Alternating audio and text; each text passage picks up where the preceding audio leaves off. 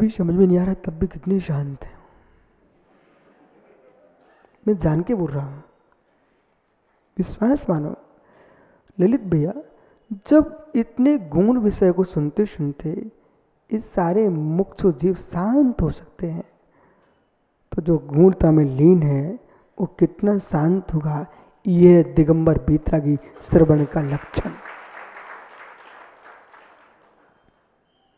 मैं बहुत अच्छे से कह सकता हूं, ज्ञान में ज्ञान के फल को जान लेता है, शब्द रूप नहीं, बाह्यार्थ रूप नहीं, स्वाद भूत जानता है, उसको 5 इंद्रिय के विषय किंचित भी प्रभावित कर नहीं सकते हैं, क्योंकि 5 इंद्रिय के विषय किसी को प्रभावित करते नहीं है।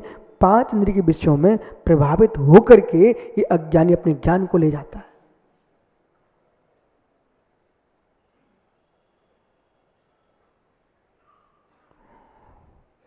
क्या विक्रांत पूछे तुम्हारे पड़ोसी से, भाई खड़ा हो जा।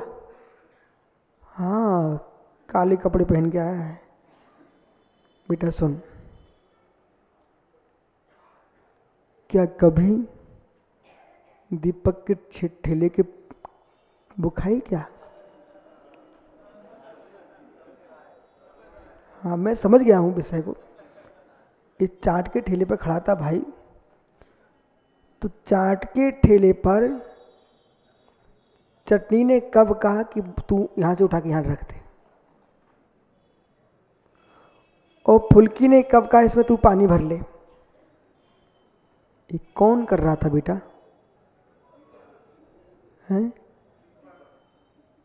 कौन कर रहा था ये? हैं?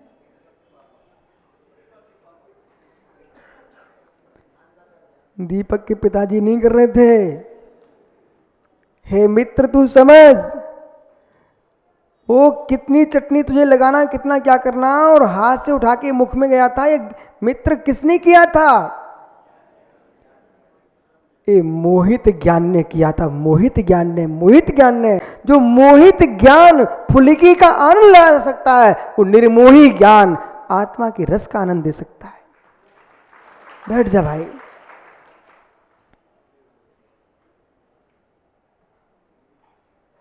बिना पुराण कथा किए भी प्रवचन हो सकता है। एक लाइन का अर्थ हुआ भी, ननु हे जीव श्लाघ अनुस्वरम, ये ज्ञान अनुस्वर है, अविनाशी है। अहो खेद है।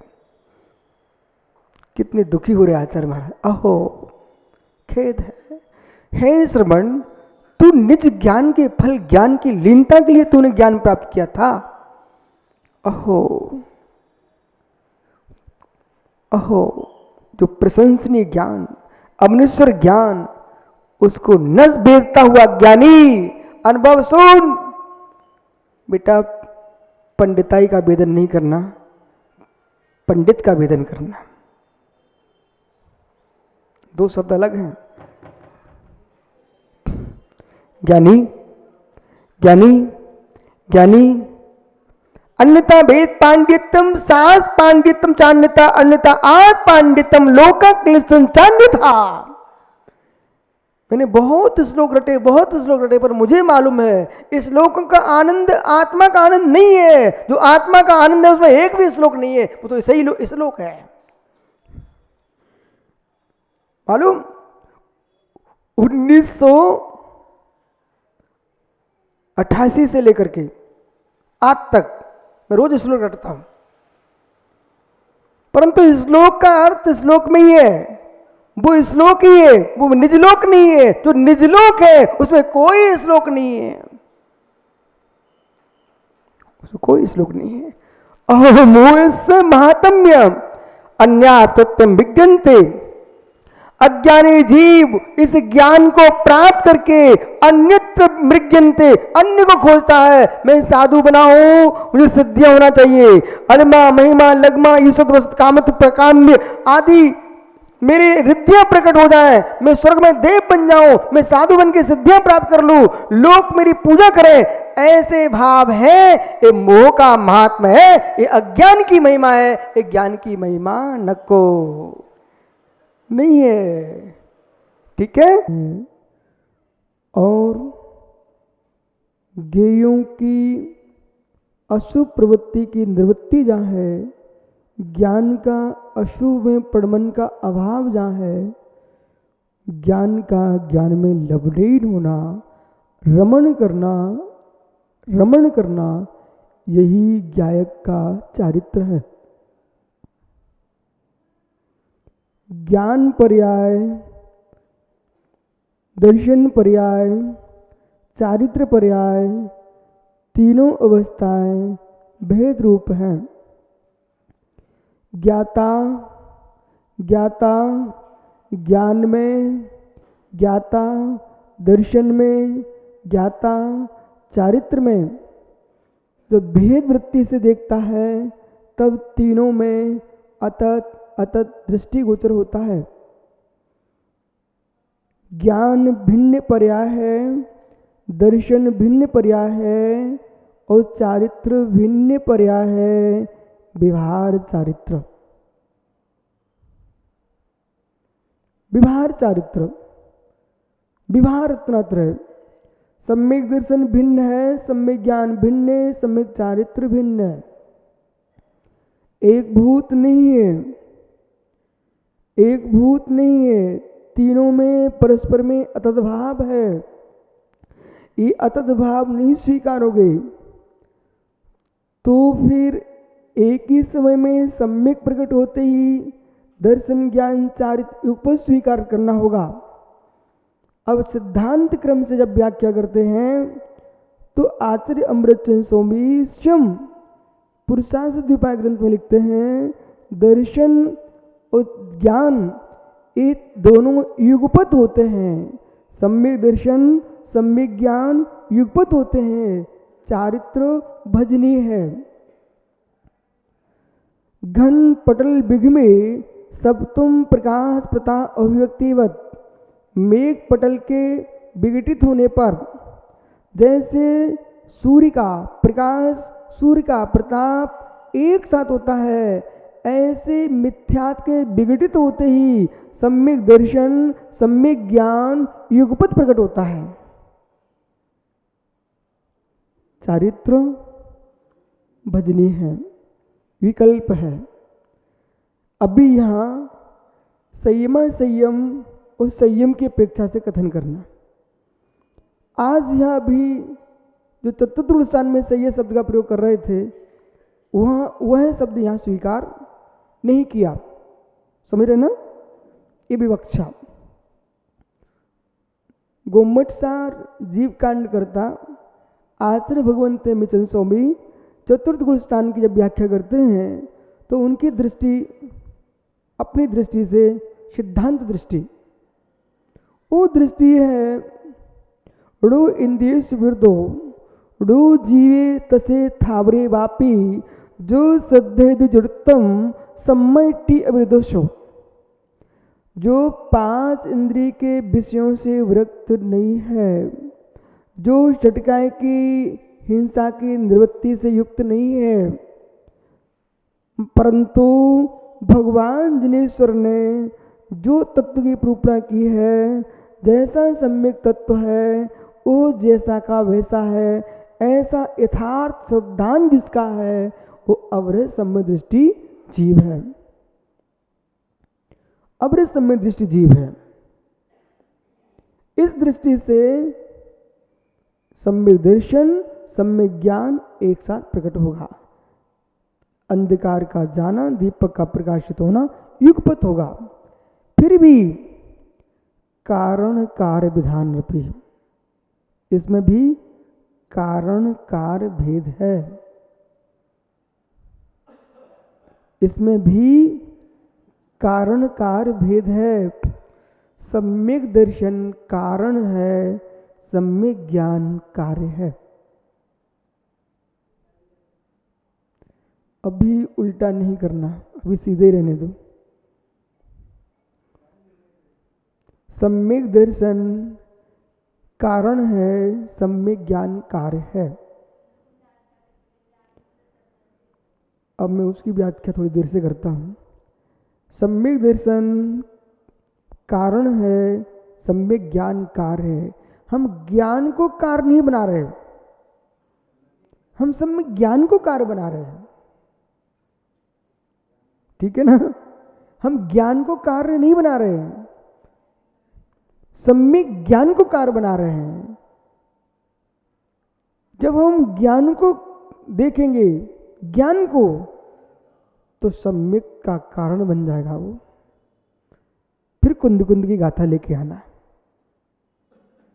नाड़म नर सारो सारो भी सम्मतम सम्मताओ चरणम चरण से वाड़म। कुंद कुंद स्वामी फिर कहेंगे, नानम नर सारो, मानव जीवन का सार ज्ञान है, और सम्मतम नानम नर सारो, सारो भी सम्मतम, सम्यक आत्मा का मनुष्य जीवन का सार ज्ञान है, ज्ञान का सार सम्यक्त है, सम्यक्त सार चारित्र है, वो चारित्र का सार निर्वाण है। ये विवक्षा कैसी हो गई, इसको भी समझिए। ज्ञान सामान्य, ज्ञान सामान्य, ज्ञान सामान्य, तत्व ज्ञान, तत्व निर्णय, तत्व श्रद्धान, सम्यक दर्शन। ज्ञान सामान्य, तत्व ज्ञान, तत्व निर्णय, तत्व श्रद्धान, तब होगा सम्यक दर्शन। इस सम्यक दर्शन पूरक जो प्राणी इंद्रियसु अशुभ प्रवृत्ति निवृत्ति चारित्रम, प्राणी और इंद्रियों से अशुभ प्रवृत्ति की निवृत्ति है, ऐसा चारित्र प्रकट होगा। मिथ्या क्रियोपरमा, मिथ्या क्रियो उपरमा, जो मिथ्या क्रियाओं से उपरम है, मतलब मिथ्या क्रियाओं से शून्य है, उसका नाम जैन दर्शन में चारित्र है, सम्यक। इसलिए देवेंद्र शाह, दीपक शाह, इसलिए जहां जहां जहां मिथ्या क्रिया से युक्त कोई भी प्रवृत्ति होगी, जिन लिंग भी क्यों नहीं होगा, वह सम्यक चारित्र संज्ञा नहीं हो सकती। सम्यक क्रिया हो और सम्यक श्रद्धान हो, सम्यक क्रिया हो, सम्यक श्रद्धान हो, वहीं जिन लिंग में सम्यक चारित्र पलेगा। हम जिन लिंग को वस्तु नहीं मानते, वस्तु का पात्र मानते हैं। थोड़ा संभल के सुनना भाई, वस्तु नहीं वस्तु का पात्र है, ये विषय पूर्व में निकल गया। यहाँ स्वर्ण पात्र में भी कोई अज्ञानी मल रख सकता है, स्वर्ण पात्र में भी कोई अज्ञानी मल रख सकता है, और मिट्टी के पात्र में भी कोई ज्ञानी खीर बना सकता है। इसलिए श्रावक को किसी भी वीतराग मुनि की वृद्ध अवस्था देख करके, रुग्ण अवस्था देख करके, रुग्ण अवस्था देख करके, लौकिक प्रभावहीनता देख करके, उनके अंदर के रत्नात्रय गुण की अवहेलना मत कर देना। उनकी रत्नात्रय की अवहेलना मत कर देना। रुग्ण शरीर कर्म का विपाक है, प्रभावहीनता कर्म का विपाक है, लेकिन चारित्र का परिणाम कर्म का विपाक नहीं है। ये चारित्र मोहिनी कर्म का क्षोभसम है।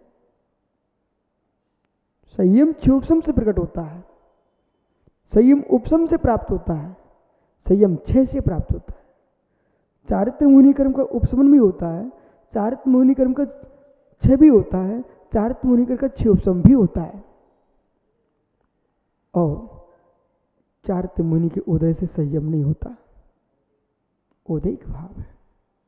संयम उदयिक भाव नहीं है, संयम उपशम भाव है, संयम क्षयोपशम भाव है, संयम क्षयिक भाव। क्या गुजो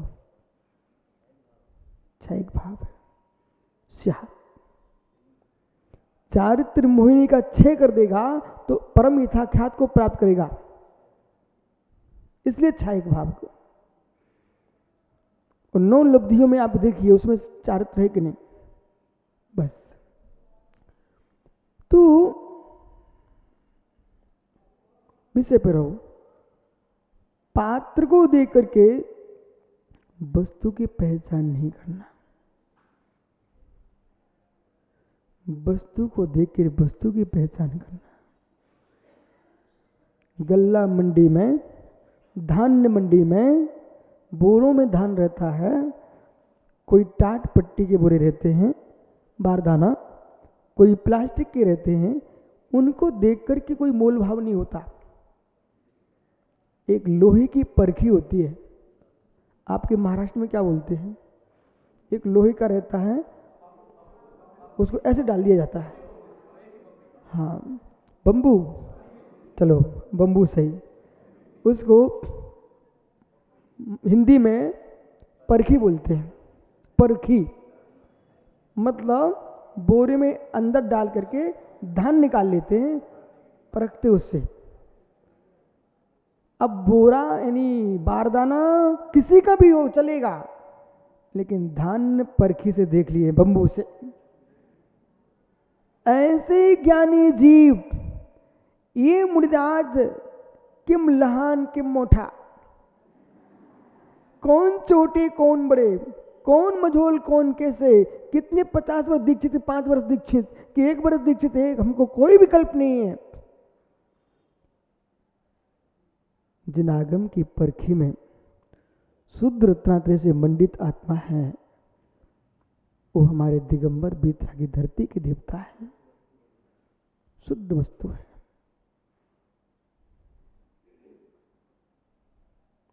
बहिरंग प्रवृत्ति को देख करके द्रवलिंग भावलिंग का निर्णय नहीं करना।